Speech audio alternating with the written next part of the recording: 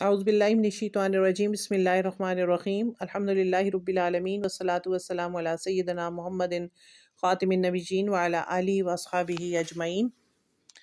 آج ہم صحیح بخاری کے چوتھے باب سے شروع کریں گے، اور چوتھا باب ہے اور 9ویں حدیث ہے۔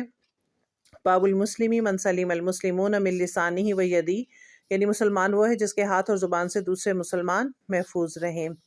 حضرت عبداللہ بن عمر رضی اللہ تعالیٰ عنہ سے روایت ہے، انہوں نے نبی کریم صلی اللہ علیہ وسلم سے نقل کیا کہ سچا مسلمان وہ ہے جس کے ہاتھ اور زبان سے دوسرے مسلمان محفوظ رہیں، اور مہاجر وہ ہے جو ان کاموں کو چھوڑ دے جن سے اللہ تعالیٰ نے منع کیا ہے۔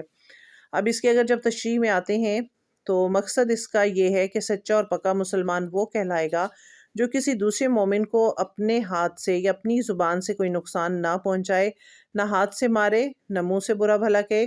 اسی طرح اصل ہجرت یہ ہے کہ آدمی اللہ کی منع کی ہوئی باتوں سے رک جائے، یعنی سراسر اللہ کی اطاعت کرنے والا بن جائے۔ اور اس حدیث میں مہاجرین کا خاص طور پر اس لیے ذکر ہے کہ لوگ صرف ترک وطن کو ہجرت سمجھ بیٹھتے ہیں، دین کی دوسری باتوں میں سستی نہ کرنے لگ جائیں، یا ہجرت حبشہ یا ہجرت مکہ کی بجائے ہجرت کا ثواب اب اس طرح آدمی حاصل کر سکتا ہے کہ وہ حرام باتوں کو چھوڑ دے۔ اور آخر میں بخاری نے اس روایت کی تعلیق ظاہر کی کہ چند اور واسطوں سے بھی یہ روایت ان تک پہنچی ہے۔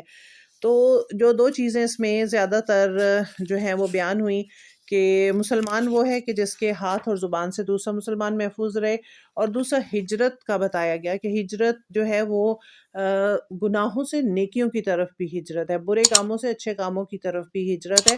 تو اللہ تعالیٰ ہمیں یہ ہجرت کرنے والوں میں شامل کر دے۔ السلام علیکم۔